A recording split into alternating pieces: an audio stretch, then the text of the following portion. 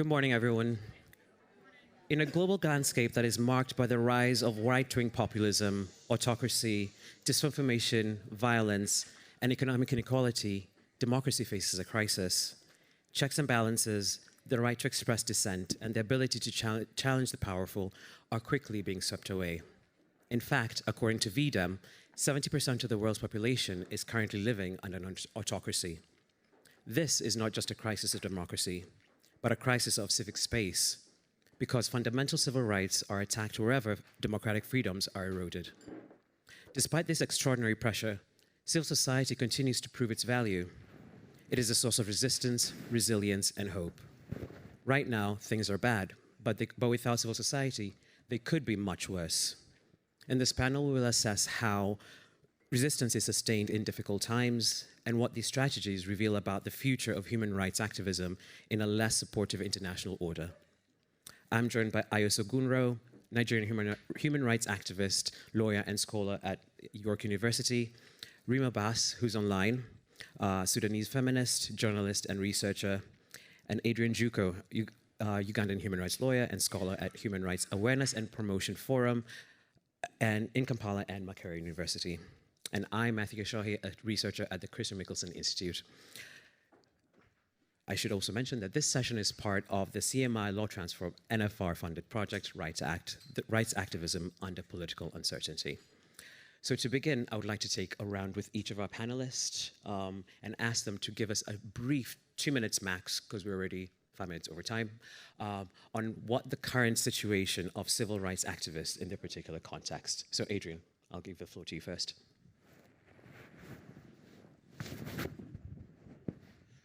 All right, thank you so much, and good morning.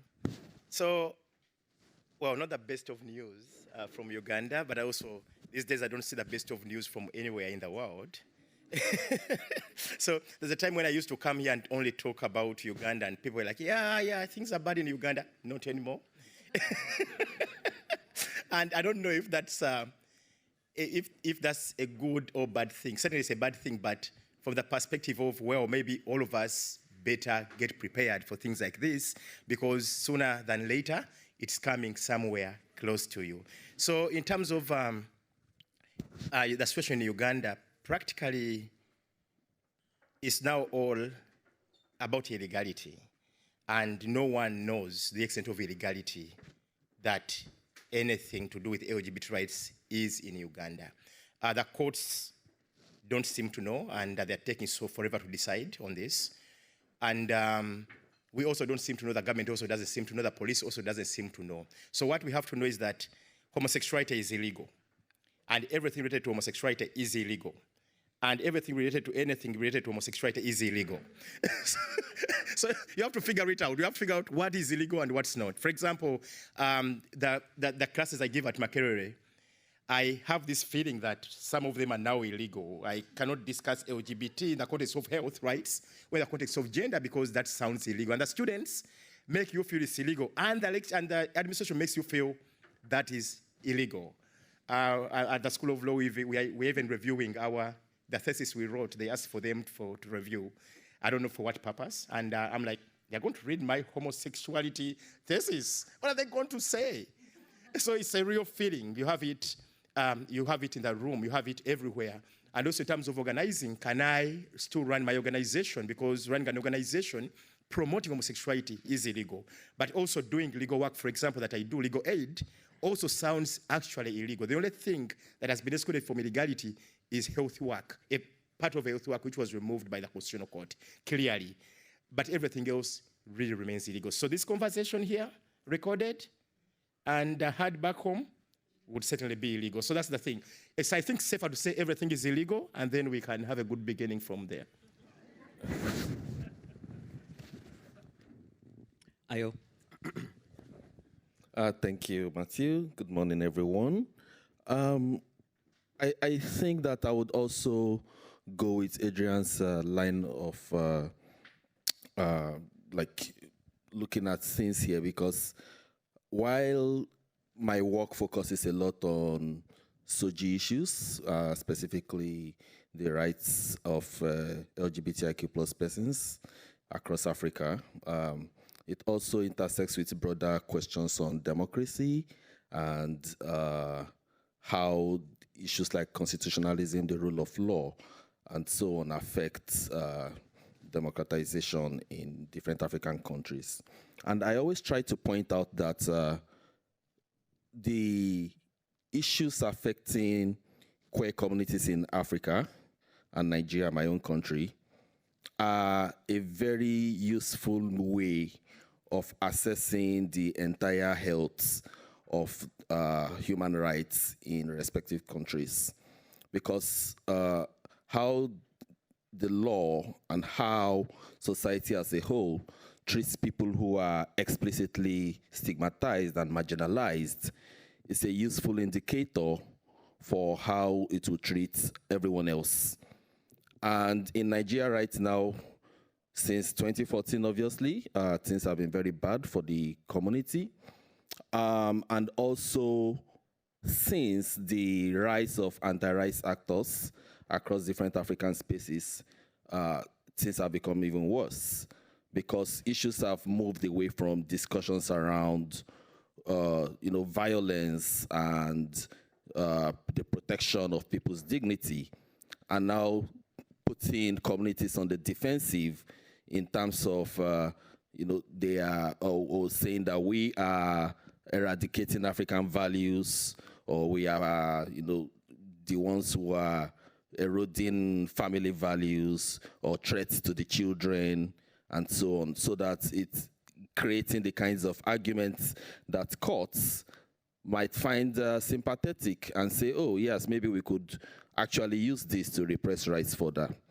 But within all of this, we then have the rise of global far right agendas in the global north and a lot of other global south countries that has now made the space for solidarity diminished and made it even more difficult to get the kind of international attention that would ordinarily have made these issues, at least put some pressure on governments to deal with these issues more fairly.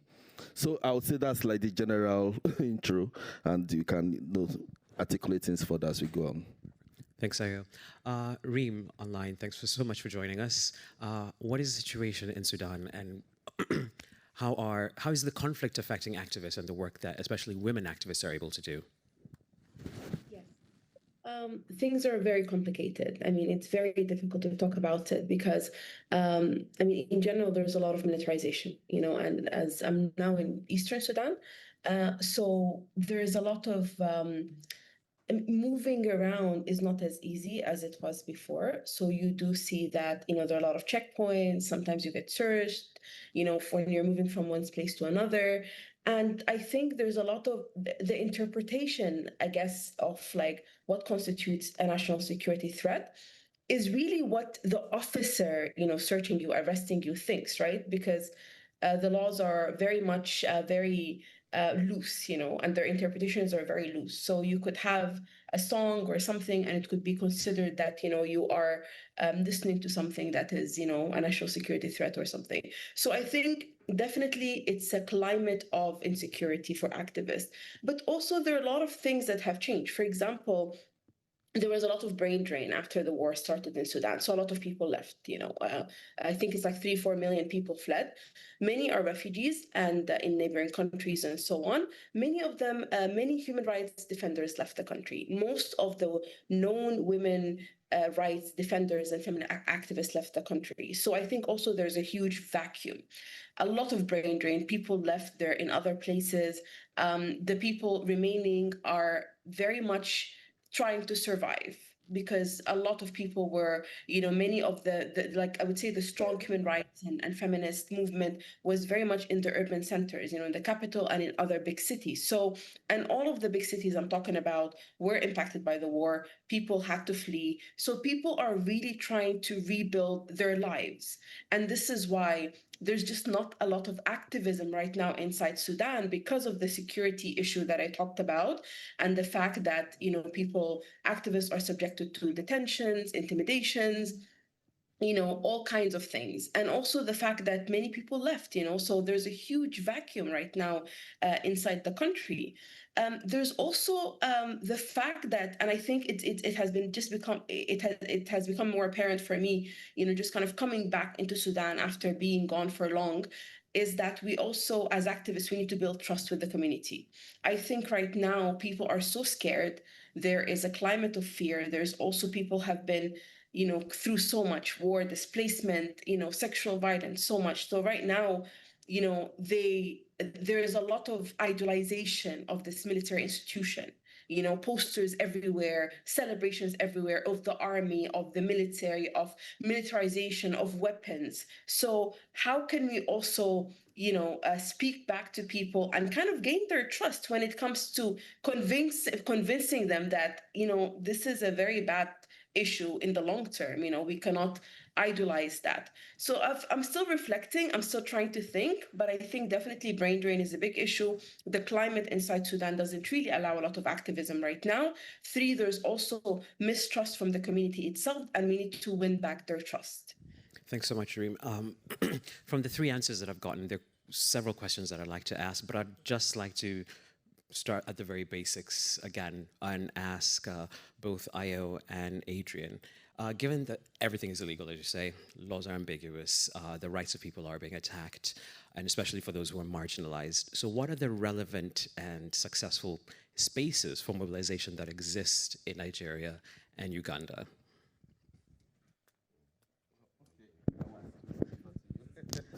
Well, so that's the interesting thing that in Nigeria, as soon as the SSNPA was passed in 2013/2014, we actually began to see the coalescing of different movements, different organizations, different individuals into an actual formidable movement. It's still, a lot of it is still underground, but it's also been able to do work in ways that have actually been uplifting and helpful for communities.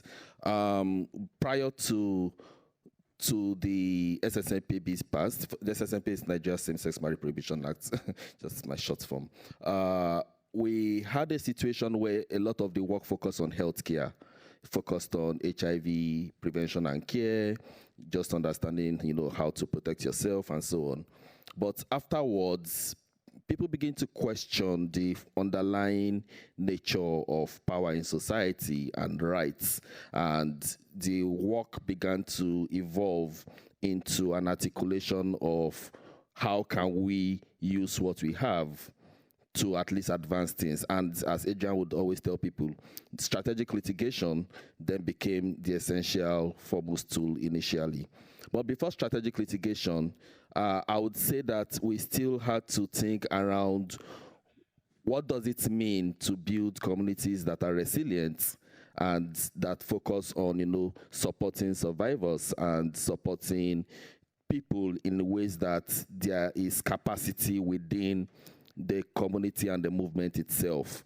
That's not to say people were not scared.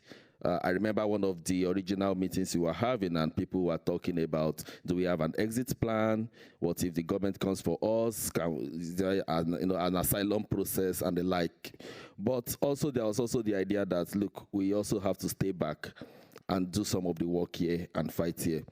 Sometimes you have to do it from a position of privilege too. I enter Nigeria and leave Nigeria, I will assume freely, despite the government knowing, or at least assume they know the work I do and my political and ideological positions, but also because I engage with a lot of mainstream issues that would put a spotlight on the government if somebody like me comes under attack directly. And it's one of the things we've tried to do in the community is to say, it's not, yes, for example, core issues may be under threat, but there are also these other points in society, all these other intersectional issues that also matter to a lot of people. And if we can bring this into our advocacy in ways that resonate with wider society, it actually helps to protect the community as well. So these are not just square rights being attacked, these are everybody's rights being attacked, and we try to frame discussions and conversations in a way that makes it more resonant with a wider number of people. Yeah, and from Uganda, I think the confusion around what's illegal has led to what I would call some sort of live with the law, which is don't pay attention to it, doesn't exist. It's a very good thing to think that the law doesn't bite and it won't bite you. So what that helps is that you just go on doing your work the way you've been doing it before. Whoever wants to interpret it as illegal should come and interpret it as illegal. As an organization, we faced the choice of having to choose whether to continue giving legal aid services or stopping. And the answer was yes, the law seems to criminalize even legal support services because that's normalization of homosexuality. But we shall continue doing legal aid services because the Constitution says we can give legal services to people. So regardless of the court saying it's actually the law is okay, we say it's not okay and we shall continue doing what we have been doing every single day. That's some sort of resistance. Like, live with that law the way it is and wait for them. They haven't come yet, but also they're not licensing us. For more than 1 year, we applied for a license. They have refused to give us one. So we are operating illegally again, but we open our doors every single day. We wait for them. Of course, when they come, we shall do nothing. But nevertheless, we wait. That's one. But number two is that now we are seriously considering activism from the closet. When we are editing the book with the book we did with Siri, there were countries like Ethiopia and Sudan who were doing activism from the closet, and was like, why? Why? Now I'm like, okay, really? How does it work? Please help me out here. We want to get there. We now want to do activism from the closet, meaning that the most tenacious displays that we used to do are now reducing because you don't want to bring yourself out there and be an actual target. So we are now getting back to using some of those strategies our colleagues elsewhere have already been using. So now there's not as much as you used to hear about LGBT rights in Uganda because of the real fear. It's 20 years imprisonment for promotion of homosexuality, life imprisonment for homosexuality, and the death penalty in some circumstances. So this is actually real. And then another thing that we're now focusing on is really helping others, the legal aid component, the security component, because there are more attacks. Now, we have no police protection. There's a time when we did. When you are beaten up, you go to the police, you go to the courts of law. Now you don't. When you are beaten up, you relocate from that area, you leave it in peace. Because if you go to the police, they'll simply say, no, that person is gay. The police will be like, gay? First come here, let's discuss this gay thing a bit. So instead of going to the police now, you have to go elsewhere. And what is elsewhere? To find places that can actually help you with relocation, relocate within the country, because now even relocation outside of the country is now much more complicated. So it's kind of trying to thrive and survive in a difficult environment, support each other in such a way that, if someone can't get support here, then you're going to be there to support them.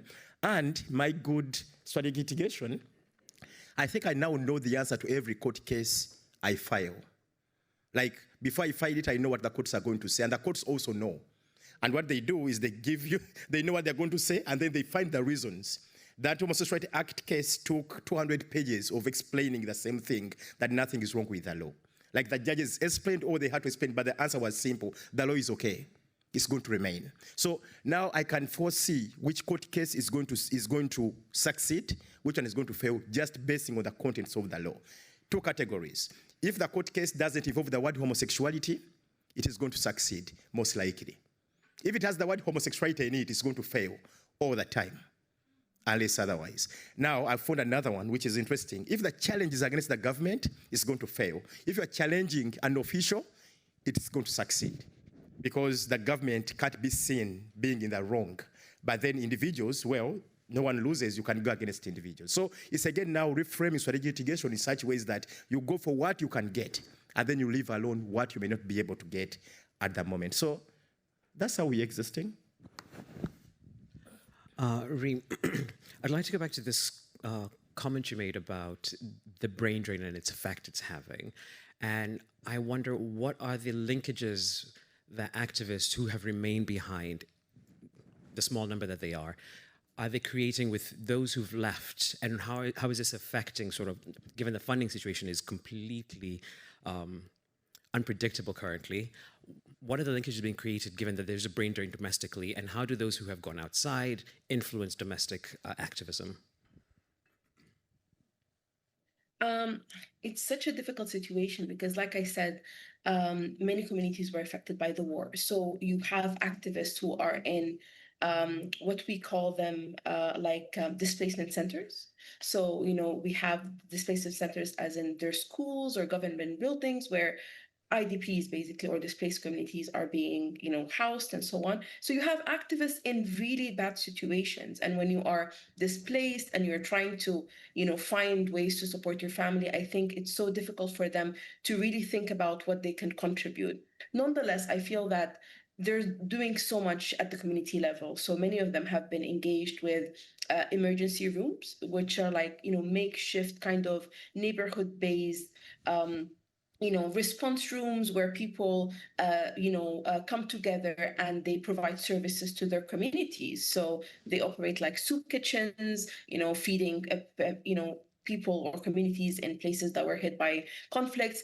And they're also their feminist structures within the response rooms, and many activists are very much active there. So they do things like, making sure that women, active women or displaced women, to be specific, have their needs met, whether they have dignity kits or if they have, they get access to counseling and so on. So there is a lot of work that is being supported from activists who are now, diaspora activists or are refugees, in the sense that people are still coordinating, they're still finding ways to help them fundraise, because a lot of the rooms that I talked about, a lot of the infrastructure that is supporting communities on the ground is very much funded by Sudanese themselves. So a lot of it is not funded by donors and stuff. So it's funded by Sudanese themselves. So there's a lot of coordination, and there's a lot of experience kind of exchanges, and also people sending materials to Sudan, whether it's medicine, whether and so on. So a lot of the activism or a lot of the work is actually very much, related to the needs of communities. At the same time, I think also there is an issue, because when you ask the question about the funding, also because a lot of the activism right now is part of it is polarized also because it's war.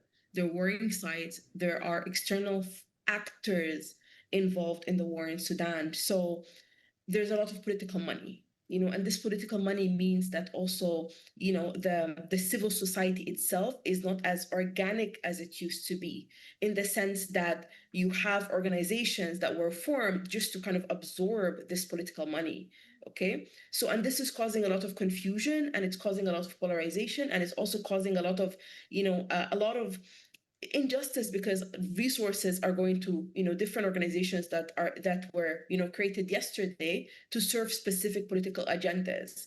So I think right now people are realizing this, and they're trying to see how could you empower the activists that are actually doing the work on the ground, whether it's taking care of their communities, whether it's advocacy on sexual violence, on the civic space itself.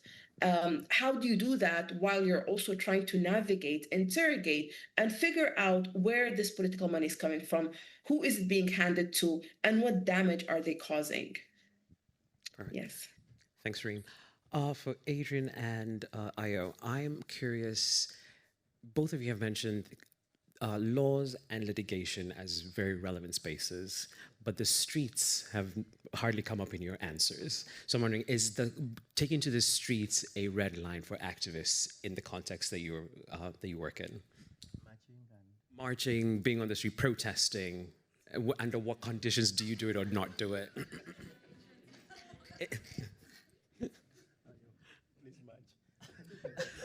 The last time Nigeria had a major protest, NSAS in 2020, I was in South Africa at the time, but I was helping to, in a sense, steer the ideological direction of the protests.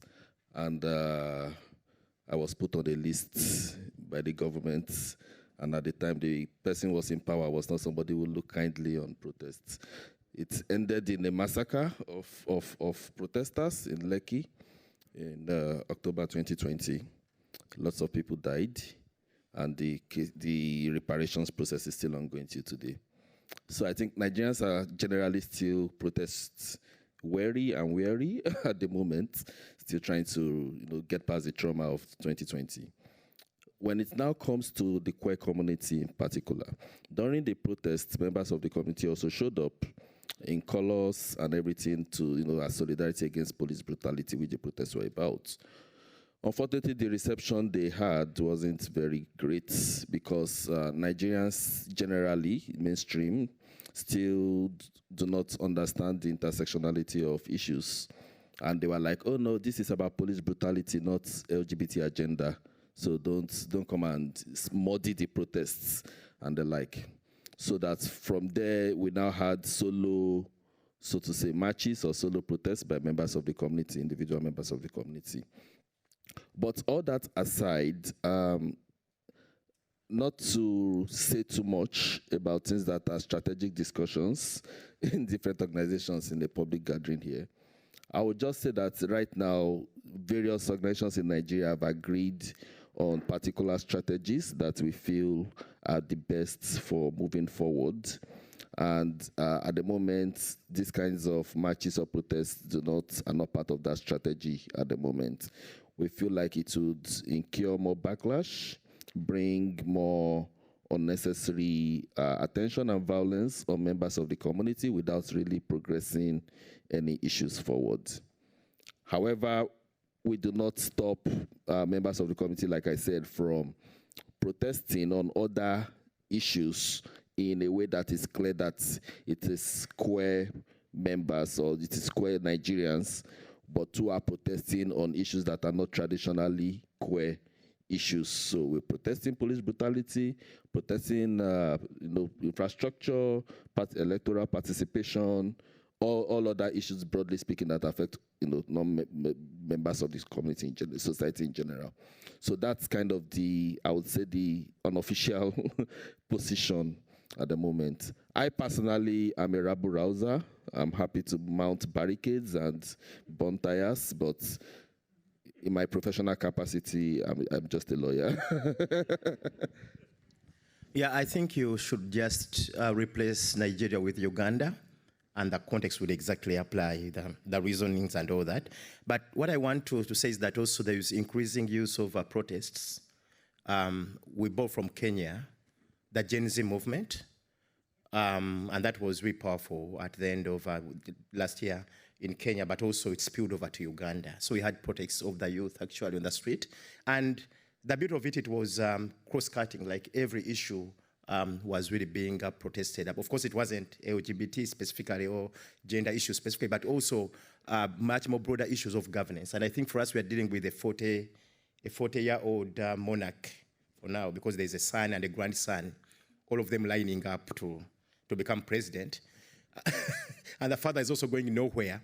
So, so we know all our rulers from now until 50 years from now. But so dealing with that is also an issue on its own. How do you come to the end of bring down such a government that now doesn't care, is corrupt, and they don't care about, they can shoot anyone that they want. And now that there's no real oversight from anywhere. The UN has been undermined, the US is not saying anything, or if it's saying something, it's something that would be a little bit more supportive than would like them to say. So you find that now there is no one to fear from outside the country, and then from the inside the country, it has to be now us to do that. So that's why the young ones, the Gen Z, in fact, they're mostly asking, hey, you as all the people, what have you been doing all along? They don't see anything we have been doing at all. It's all that they have been doing now. But a few bullets here and there, and the riots ended. And then people were imprisoned and then charged in courts of law. Now they keep on reporting back for bail. So as you are reporting back for bail, you can't go and protest again. So the protests have kind of been neutralized in more or less as it was in Kenya, but also as it is in Uganda. But it still remains, I think, if you come to think of where are we headed, in terms if there is no option left, then I think those are some of the options that are left. But now it's also about strategically, as the LGBT movement, liaising with the other movements and realizing the intersectionality between us and other people, so that we work together as a movement to fight the whole bigger issue of the declining rule of law and bad governance. I always tell people you can't have an oasis of LGBT rights in a desert of violations. So that means that LGBT people also have to be part of the broader struggle for equality and justice in the whole country and for democracy, including regime change. So the final question I have for, I think, all three panelists is regards language. And I think Adrian's last question and comment that Reem made in the beginning is, how do you create coordination between organizations? And language here becomes really important, and how you frame the issues. So in each of the contexts, Nigeria, Uganda, and Sudan, what sort of language is being used, and how is it framing activism and the issues around it to create solidarity and build trust again where trust has been lost? Or people are scared that this is not an LGBT issue, this is about economics or police brutality. How are they creating language that brings people together and actually gain support? We'll start with Reem in this case, and then go to Ayo, and then Adrian. This is a very good question, but it's a very loaded question, right? Because also we are trying to think about it. I mean, from my experience, because I've been involved, of course, in the women's movement in Sudan. I don't call it a feminist movement. I mean, they're feminist organizations, but we don't really have a movement that identifies as a feminist movement. But the problem is usually we come together on like the minimum, right? So we agree on the minimum, but a lot of big issues are kind of like elephants in the room. So we don't talk about it because we know we're going to disagree. And in Sudan, it's a lot of things. Feminism is a very, is a very kind of, a lot of people see it as a problematic word, okay? So when you say the word feminist, then automatically a lot of people have doubts. You get accused of being against religion, being against society, being a communist, so many different things. And at the same time, a lot of us, bring this, I guess, feminist framework to our work and what we're doing. The other thing is, of course, religion is a very big issue. And religion is a very big issue because one of the biggest things that we were working towards, for example, is like the family law, which really affects women in the private and public spaces.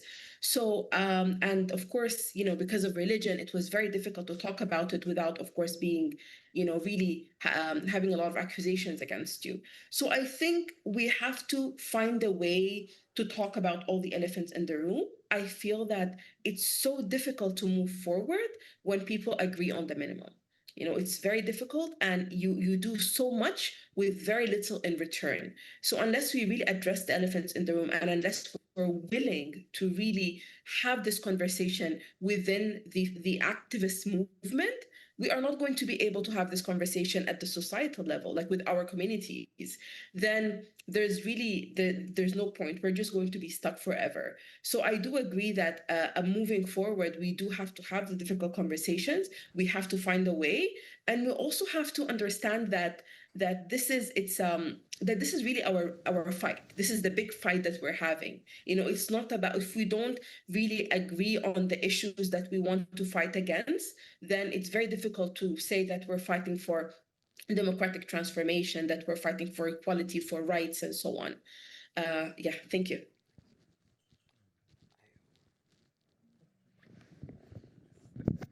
So yes, you're very right that there is definitely that question. One of the most successful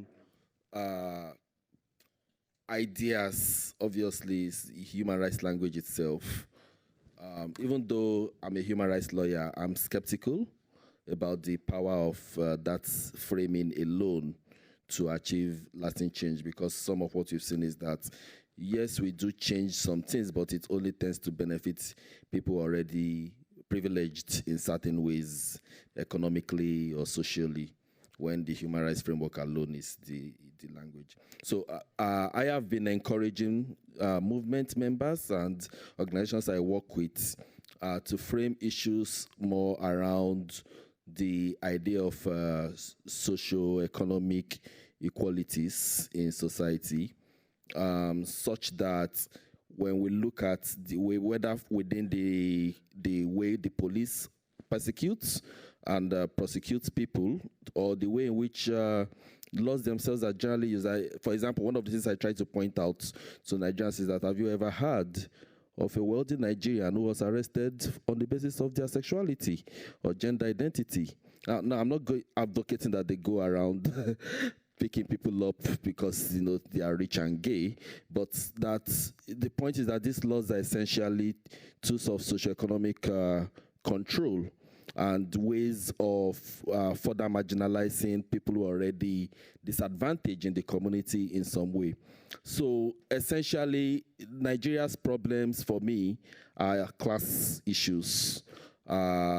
There is a whole, I mean, we could do this for the next 2 hours, but the point is that we try to break it down around class lines and to show how by, you know, contributing to persecuting queer communities, people are just inadvertently contributing to more more class marginalizations ultimately. And when we talk to this, you know, people from this perspective, they seem to get it. They try to understand that that's true. At the end of the day, it's just, you know, to put it crudely, the rich versus the poor, or the elite versus the rest of us. So, and the elites don't divide themselves along sexuality or gender identity. It's only everybody else that has to pick which identity is their defining identity. For the rich, they are just the rich. For the elite, they are just the elites, you know. So they get that framing, they get that language. And that's one. The other ones, of course, also is around issues just of democratization, like I said earlier, and, you know, the rule of law. Yeah, and I think the language in Uganda right now, and something we should think about it a bit more, is tapping into the language of unemployment, the language of corruption, and the language of the generational gap. We are one of the youngest communities in the world. And so the young, and the young don't mean me now, they mean really people half my age, are now fighting to be included, to be part of the spaces, because our president is 80, he doesn't know his actual age, 80, 85, 82, 70, whatever. So he guesses every time, and we're like, okay, you are old, that's the point. Like, get out, that's what it means. So the language of old and the language of young, and also young means unemployed. Educated, people are getting more educated, but also very unemployed. That's the language that now speaks. Human rights language is still really, people still equate it with so many other things, especially homosexuality. So, but if you speak unemployment, if you speak corruption, and the corruption has become a big issue. For example, our speaker is now frequenting the Vatican. It seems it's the only place she can actually fly to in Europe, which is, and she was sanctioned for corruption. You see? So, but now she goes every time to meet the Pope, every time. So, because the only place I think she can go now is to meet the Pope. So, and people are talking about it. Why is she always going to meet the Pope? She's wasting our money. They're even calculating the value of her dress. That, yeah, the dress she's wearing, that's the same dress that was worn by Kate, the princess. So that costs this much. And people are writing it every single day on X. And so you can see an actual, people are actually speaking about the issues that matter. That's our money you're flying to go to Rome. It's our money you're using to shop. It's our money that you're using to do all the things. So the corruption language right now is really, really strong and cuts across. And interestingly, the response of the ruling people is homosexuality. Like, you are corrupt, the homosexuals are funding you. Like, hey, how does that come in? How is that even an issue? So now, and as soon as they say homosexuality, people are like, nah, don't bring that this time round. So it's an interesting conversation. The people are using corruption and unemployment. The rulers respond back using homosexuality. People say, no, we don't care anymore now. It's more about you than the homosexuals. So for me, I think if we buy into this language of corruption, of unemployment, of how old our rulers are, and the ruled have no power whatsoever, I think this becomes powerful. It's something we need to buy into a little bit more, and also join, like I said before, join the movements that are fighting for equality and against unemployment, against corruption, a little bit more than we're doing right now. Thank you.